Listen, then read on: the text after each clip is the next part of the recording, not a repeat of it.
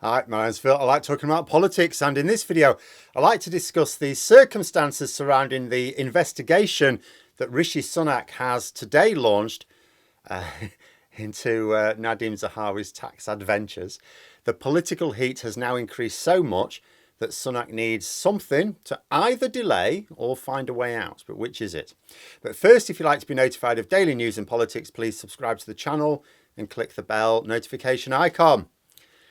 So this is an open goal for Starmer if ever I saw one. Rishi Sunak has asked his new ethics advisor to investigate Nadhim Zahawi to get to the bottom of everything. Who is the Tory party chair, of course, but also the former chancellor. Now, I'll remind you that the reason Sunak initially struggled to appoint an ethics advisor when he first became prime minister is because he would not allow them to launch their own investigations. Had he done so, he would have been able to get a good ethics advisor who would have already launched several investigations. You know, I gather numerous people did turn the job down on that basis before Laurie Magnus accepted the role. Now, being honest, I have no idea whether Magnus will be considered suitable or not. You know, he's a banker. He's not necessarily from a background where ethics is considered universally important, but maybe he is really good for the role. Maybe he will be independent in the role. You know, maybe he'll be superb. I don't know. No reason to know one way or the other. But the fact that Sunak did not give the advisor the power to launch their own investigations was a clear move to make the appointment a political tool. You know, and the launching of this investigation is a political act. Sunak says there are clearly questions that need answering. Yes, there are. But there are also questions that needed answering about Suella Braverman, and there is no investigation there, is there? There were also questions needed answering about Dominic Raab, and now there is an investigation, but it took some time. And again, it only came when the political heat was raised. But there were also questions about Nadhim Zahawi months ago. Sunak still made him party chair whilst those questions were hanging over. It was known that Zahawi was facing a criminal investigation into his tax affairs at the time, so why did Sunak make that appointment? What has happened here is that, as I say, the political temperature is rising. Sunak needs a pressure valve. Launching this investigation allows Sunak to do one of two things, depending on what he wants to come out of it. If he wants to protect Zahawi, he can hide behind a lengthy investigation, as Johnson did with Partygate, batting away all questions by saying, look, there's an investigation ongoing. I don't want to say anything that would prejudice that investigation. We shouldn't interfere in the process. Let's just move on. You know, like Boris Johnson did. And then when the investigations were over and the questions came back, oh, well, the investigations are over now. There's no point in any questions. Let's just move on.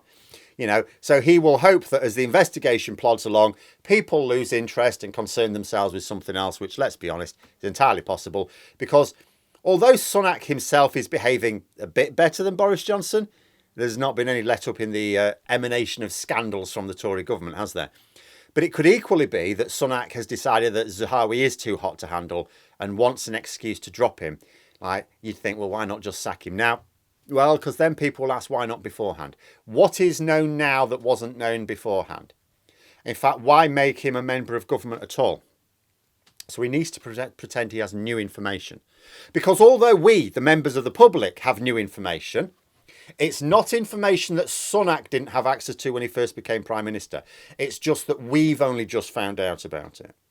So what is the latest new information that we have now that has dialed up the noise on this scandal? Well, although the fact that Zahawi has had to pay millions in taxes plus a 30% fine on top, you know, we sort of knew that a couple of days ago, and he's not been prosecuted for tax evasion. So that's relatively new to us, but that's a couple of days ago. Sunak hasn't done anything till today. Well, it also now turns out that essentially, as far as I can tell, it seems to have all been sorted out while Zahawi was Chancellor. Now, this is big. See, let me take you back to July. The circumstances that led to Zahawi being appointed Chancellor in the first place. So Rishi Sunak and Sajid Javid had just resigned from the cabinet within minutes of each other. Johnson's government was in serious danger. Zahawi, who I think was the Education Secretary at the time, went to Boris Johnson and said, make me Chancellor or I'll resign as well. Johnson thought that would finish him off, so he agreed. Now, in the event, Johnson fell a couple of days later anyway, but at the time he was desperately trying to save his position. We are told that officials advised Johnson against the appointment due to Zahawi's financial irregularities. But Johnson insisted, as he always does, and another unwise appointment was made. Now, the big question at the time was, why did Zahawi insist on being made Chancellor? I pondered this myself when I was discussing it. Why did he want to be Chancellor for such a short period of time? I mean, yes, it's a big promotion, get to be former Chancellor, great. And who wouldn't want to be Chancellor? But under the circumstances, it was going to be a very short-term appointment, and mostly over the summer when there's not really a lot being done. Why did he want to be made Chancellor so badly for just like a few months that he basically blackmailed Johnson into it? Well, now we have a hypothesis. With Zahawi about to be placed under investigation over the underreporting of tens of millions of pounds of income, with the potential evasion of several millions of pounds in income tax, did he want to become Chancellor in order to have leverage over HMRC while they carried out the investigation? I was already wondering that in a video a couple of days ago, but now that we know that he was Chancellor throughout the investigation, including at the conclusion as far as I can tell, I am now wondering it much more strongly. Even if it's the case that, say, deliberate tax evasion can be very hard to prove, and even if HMRC's lawyers were of the view, well, we don't think a prosecution will succeed, the circumstances here are incredibly dodgy. The same man who would have us believe that he put the cost of heating his private stables on his expenses form accidentally is also expecting us to believe that he had a careless attitude to tens of millions of pounds of income. Even if true, and the poor lamb is just incredibly bad at finances, despite somehow managing to amass a personal fortune of about £100 million, members of the voting public having to pay extra taxes during a recession and cost of living crisis because another former Tory Chancellor blew a hole in the economy, they're probably not going to be minded to think, oh, poor little rich boy forgot to pay millions in taxes. Oh, well, these things happen. Let's move on. Zahawi was apparently on the honours list for a knighthood. That's no longer the case. Now this investigation. Now it's all damage limitation, of course, but what for? Or who for?